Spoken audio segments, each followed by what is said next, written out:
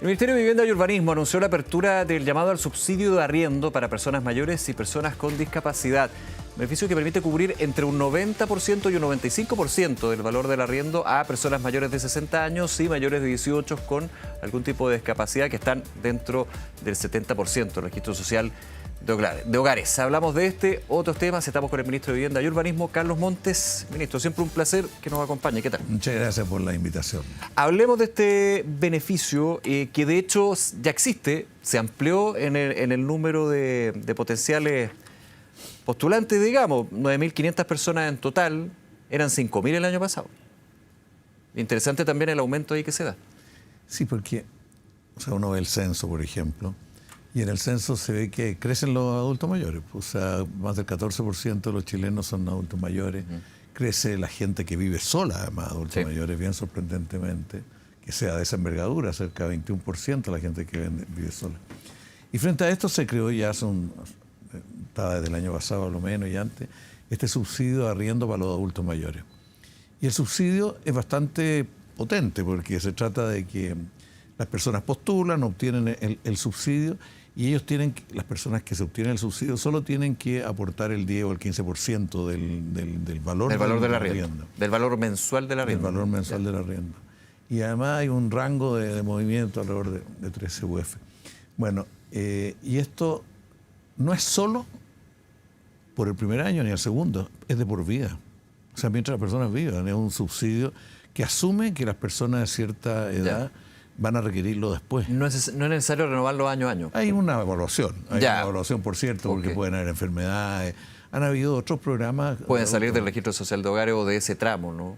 Sí, pero eso puede ocurrir. En la eventualidad, no debe ser la mayoría de los casos para nada. Pero en algunos casos. Pero lo importante es que los adultos mayores tienen aquí una alternativa, un beneficio que les permite vivir en mejores condiciones, no tener que gastar toda su pensión en arriendo, en fin, y tener una mejor vida.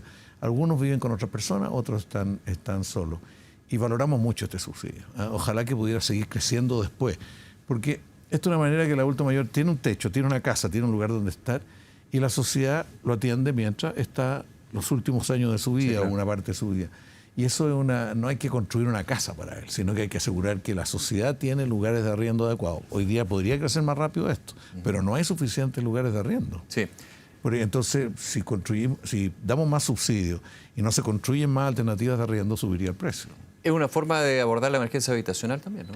Es una forma de abordar la emergencia. Una solamente, hay varias, evidentemente. Pero es también algo que la experiencia de otros lados ha demostrado que es ser muy importante, que tiene grandes posibilidades.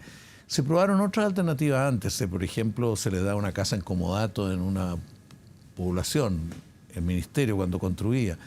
El problema es que en algunos casos lo que ocurrió es que las personas le ofrecieron arrendarle por 2 horas al día a la persona que estaba ocupando, gente metida en la droga, para tener otro tipo de actividades. Y eso obligó a revertir eso. Un subarriendo que se ha visto en otras modalidades, digamos, de viviendas sociales, por ejemplo. Sí, por supuesto. Bueno, ahí hay otro tipo de irregularidad o práctica inadecuada. Pero yo creo que es una muy buena noticia que sepan todos los adultos mayores, todos los mayores de 60 años, que tienen aquí una posibilidad. Oiga, ¿qué pasa, por ejemplo, si el adulto mayor o la persona con algún tipo de discapacidad en este techo está con su familia? ¿Puede eventualmente plantear que está haciendo un arriendo? Porque, digo, por el lazo sanguíneo o familiar. ¿Se puede dar el caso, digamos? No, pero aquí hay protección respecto a eso, porque eso se generaron distorsiones en otros tiempos. Entonces tiene que ser un arriendo. Y eso principalmente porque los recursos no son infinitos. No son infinitos, porque aquí hay un contrato de arriendo. ¿Ya? Entonces el que le paga a la persona que arrienda es el propio Estado. O sea, le paga tanto el aporte de la familia, del adulto mayor que tiene el subsidio, más el aporte del subsidio mismo y se lo depositan a la familia para asegurar que esto funciona y para asegurar que además se respetan las reglas del juego. Hay valores de arriendo, ¿no? Hay topes que pueden también ser... Bueno, las 13 UF, eso es fundamental. 13 UF. Sí. Bueno, porque depende mucho, porque la idea es que el subsidio que se aprueba ahora alcanza por lo menos por 2 años renovables. Y eso le da una cantidad que le permite tener una vivienda de cierta calidad. Ahora, con el paso de los años, ¿ha subido los arriendos? Por eso se planteaba un UF, claro. Para eso se plantea un UF, porque está indexado, digamos, lo que puede ser el crecimiento de la UF y también del arriendo mismo. Han subido bastante los arriendos. Y hay ciudades del país Sí. en que no se encuentra arriendo. No, para nada. Y hay ciudades que un arriendo de un departamento... Y no sube solamente por la UEF, sino por... No, incluso $1 millón el arriendo. Funcionarios que se tienen que trasladar, una directora de un servicio de una región, 1.300.000. O sea, realmente los recursos se hacen nada producto de que no hay suficientes viviendas para arrendar. Y eso es una cosa que también hay que trabajarla y valorarla. ¿Cómo se puede trabajar eso? Claro, porque un tema es tener los subsidios para arriendo. Uno, hay otros subsidios también que se entregan desde el Estado, pero tener la oferta para arrendar. Hay distintas alternativas. Una de las alternativas es que una serie de viviendas que no están plenamente regularizadas, apoyarlas para que regularicen y puedan arrendar, porque aquí se exige que las viviendas sean regulares, sea una vivienda de ciertas características. Otra alternativa es que hay inversión y hay un subsidio para quienes quieren invertir en viviendas para un arriendo justo. Ahí se limita el precio y se regula. Pero eso también es algo que ha ido funcionando gradualmente. En otros países tuvo un desarrollo mayor. Cuando ha sido estatal ha habido mucha polémica en algunos casos. Aquí se busca que haya distintos entes municipales, privados, el propio Servio, en fin, por distintos lados que tengan este servicio. Y esto vaya extendiéndose. Viviendas tomadas, por ejemplo, viviendas que se recuperan por parte del Estado en terreno fiscal o no. Bueno, ¿para qué decir de organizaciones criminales? Que en su caso lo hemos visto en distintas comunas del país. Cuando llega al municipio con carabineros recupera una vivienda, digamos, y esa muchas veces queda ahí abandonada, que no es lo ideal porque puede servir justamente para esto.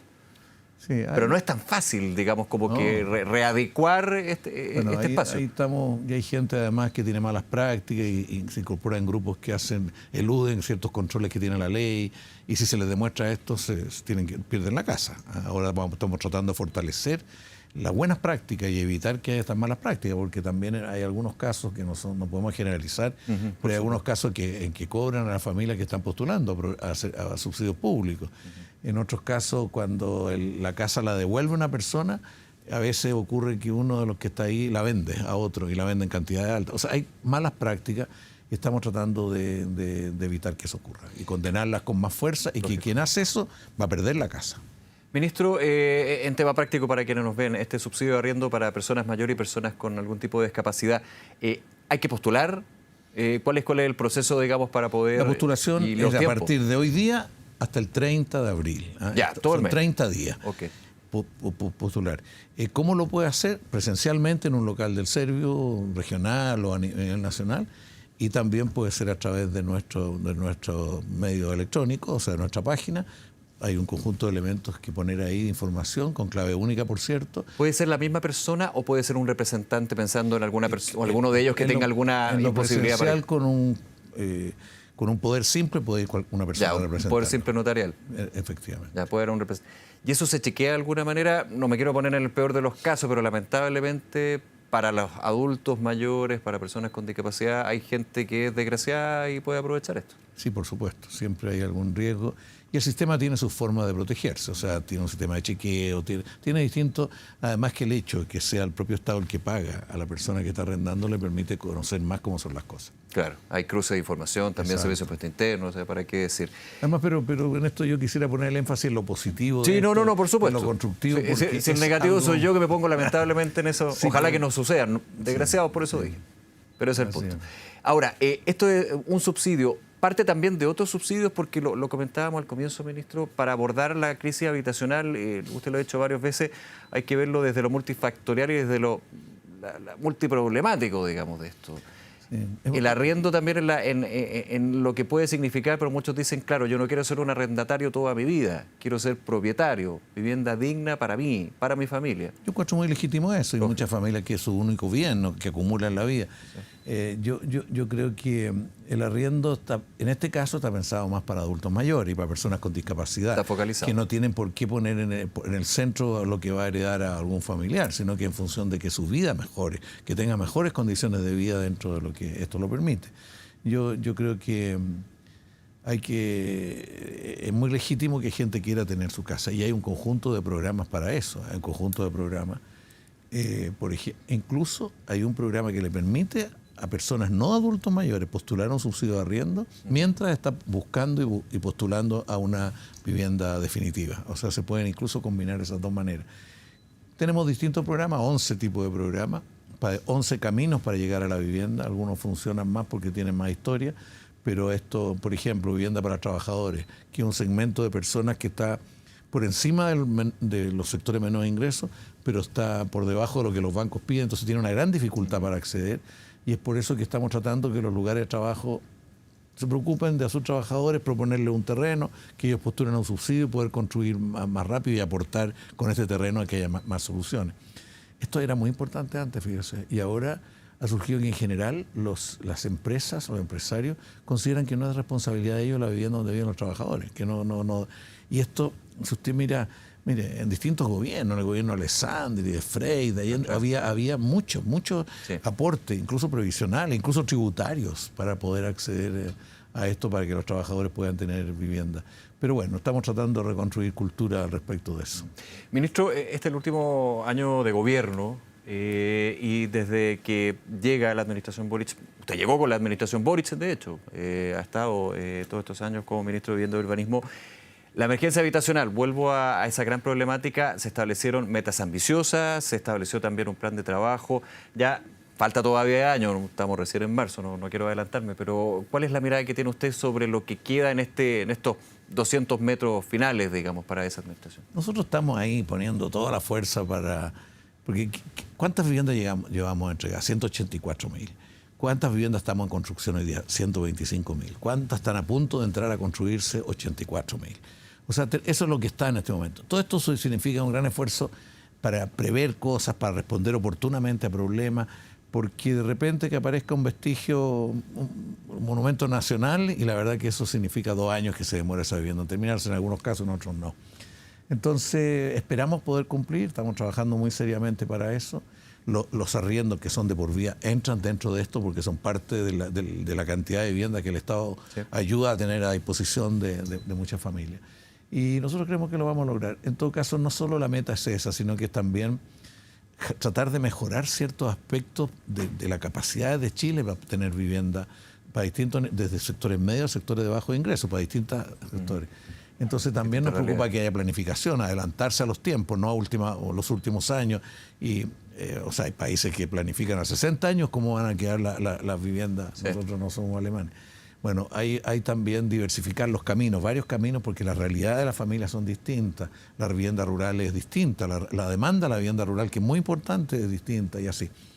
También el hecho de tener un banco de suelo, porque el problema principal del déficit es la disponibilidad del suelo, el costo del suelo. Hay harto suelo, pero el problema es que es muy recaro y hay gente que se especula, en fin. Después toda la vivienda industrializada, que es una nueva modalidad de construir vivienda a otro ritmo, con otro costo. O sea, países como Turquía tuvieron grandes programas y lograron... Nosotros estamos creando esa capacidad ahora. O sea, estamos construyendo en este momento 7.333 viviendas industrializadas y esas viviendas surgen de 18 empresas que se han instalado con capacidad productiva que se va desarrollando y con 25 modelos que tenemos registrados de vivienda, porque se certifican los modelos para asegurar que tienen una cierta calidad. Bueno, y así como eso, otro aspecto, lo que usted señalaba del arriendo. Las tomas, ministro. Muy comentado, por ejemplo, lo que fue el aplazamiento del desalojo de esta toma ahí en la región de Valparaíso, y que muchos dicen si se logra esto del comodato de las cooperativas puede marcar un punto de inflexión, pero algunos ven con ojos medio complejos en términos de quienes ya están antes del proceso de una vivienda propia. O sea, yo estoy convencido, y creo que lo hablé con usted alguna vez, que esto no es fácil. O sea, proponer un modelo alternativo. Pero después de pensarlo mucho, estudiar experiencias de otros lados, dijimos, hablemos con la gente, a ver si hay una voluntad de constituirse en cooperativa y disponerse a pagar el suelo. Sí. Y al pagar el suelo, la persona que toma no tiene una ventaja respecto al resto de la familia. Ellos tienen que pagar el suelo. ¿Y en este caso ha habido avance en esto? Bueno, las cooperativas se constituyeron, hay 40 cooperativas constituidas. ¿Y con los dueños? Estamos en el proceso, o sea, en este momento ellos están haciendo otro estudio, una tasación de ver que el valor que ellos estiman. Nosotros ya hicimos una, la tenemos bastante clara y muy sólida, es una empresa muy seria. Y estamos en conversaciones, o sea, estamos en conversaciones y esperamos llegar a un acuerdo. El acuerdo que nosotros hacemos, no somos parte de esto, somos alguien que está ayudando a que entre los dueños y las familias se encuentren. Claro, están intermediando, pero en algún minuto, yo sé que el concepto no es aval del Estado, pero sí habría una presencia del Estado a través de algún tipo de modalidad. El Estado va a tratar de asegurar, de garantizar que esto se hace bien, que hay responsabilidad en la familia, que hay corresponsabilidad en la familia. No poner recursos, digamos. O sea, lo que pasa es que la idea es que las familias paguen el suelo que van a ocupar. Pero dentro de un paño, por ejemplo, se puede, en este caso, San Antonio pasa una autopista que requiere el Puerto Nuevo de Valparaíso. Y ahí el Estado va a tener que comprarla, digamos, porque pasa por un lado de esto. Y así hay cosas, también equipamiento para colegios, para otras cosas más. Pero no es que se pague. O sea, las personas tienen que hacer el aporte que corresponde al terreno que ellos pasaron por encima de otras personas. Porque hay otra gente que está postulando por los canales regulares. O sea, ahí mismo en San Antonio nosotros hemos entregado mucho más casas. Sí, claro. Porque hay gente postulando y que lleva tiempo y que ha sido otro el camino por el cual optaron. Ministro Monte, los minutos que nos quedan, déjeme cambiarlo de tema y tiene que ver con el gobierno y con la experiencia también que ha tenido usted en la administración. ¿Cómo ha visto usted las críticas a su par, a su colega, la ministra Jara, con respecto a este despliegue para hablar de la reforma previsional cuando eventualmente suena como una carta presidencial? Mire, yo en general trato de no criticar a colegas ni nada y creo que ella logró un punto importante en esta reforma y ha querido explicarla. No es candidata todavía, o sea, no ha sido nombrada. En la práctica no, nada, pero suena con fuerza, pero nada. Entonces, bueno, hay gente que encuentra que está forzando, pero yo creo que si ella se habla de una candidata autorización y siempre en los ministerios, cuando vienen los tiempos electorales, parlamentarios también, en este caso presidencial de otro nivel, pero salen ese tipo de suspicacias. Yo no digo que sea así, no sé quién para decir sí o no, pero evidentemente se habla de esas suspicacias y se genera con respecto a usar el cargo y especialmente con una reforma previsional que fue acordada transversalmente. Está tan sancionado el uso del cargo respecto a los recursos, al auto, en horas de trabajo y la actividad política. Todo eso está muy sancionado, o sea, eso ya quedó en la ley. ¿Está bien? Sí, está bien. No es así en todos los países. Hay países que usted ve que el presidente es candidato, el propio presidente sigue claro, siendo candidato y recorriendo el país. Bueno, acá hay una cultura de cierto equilibrio entre los distintos candidatos y por lo tanto no favorecer al que está ocupando un puesto. A nivel presidencial y a nivel de alcalde. Los parlamentarios no, los parlamentarios siguen siendo parlamentarios hasta el día que fueron electos o no electos de nuevo. En fin, es distinto. Pero yo creo que con la reforma que se hicieron se ha ido depurando bastante nuestro sistema y es más equilibrado, porque antes el desequilibrio era principalmente con la plata. Entonces esto termina siendo más una crítica política, dice usted, o electoral política. O sea, y yo encuentro legítimo que los que están en contra traten de controlar el uso de todo, digamos. No lo encuentro algo excesivo que hacer una cierta crítica. Sin embargo, también es legítimo que ella dé a conocer las cosas que ha hecho. Que hizo y bueno, también Carolina Tobar ha tratado en su momento también de hacerlo. O sea, yo creo que es parte de la democracia. Claro, había una diferencia ahí porque la misma Carolina Tobar cuando sonaba, porque tampoco había renunciado para ser candidata, decía, bueno, si de ministra de Interior creen que voy a sacar algún rédito para ser eventualmente presidenta, estoy equivocada en el lugar. Claro, y especialmente cuando la seguridad o la inseguridad es una de las grandes críticas que se da al gobierno. Claro, en ese sentido no es muy justa la crítica, claro, porque ella fue muy valiente y asumió un problema muy fuerte desde el Ministerio del Interior y mucha gente le propuso que fuera candidata y ella estuvo dispuesta y renunció. Lo que ha ocurrido en Chile respecto a seguridad, comparando con otros países, en Chile se hizo reformas legales, muchas reformas legales muy importantes, tienen un potencial muy importante, las leyes no hacen la realidad, pero pueden ayudar a construir mejores realidades. Y además de eso, un plan de fortalecimiento de las policías, que no se ha valorado lo que significa esto. Podríamos hacer la historia en qué situación estaban la policía en el momento que cambió el gobierno, por ejemplo.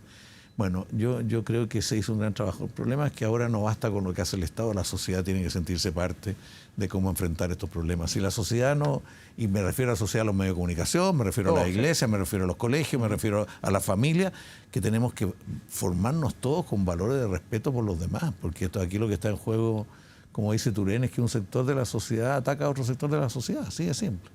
Ministro Carlos Montes, gracias nuevamente por acompañarnos. Muchas gracias a ustedes, porque estén muy bien. Hasta luego. Gracias.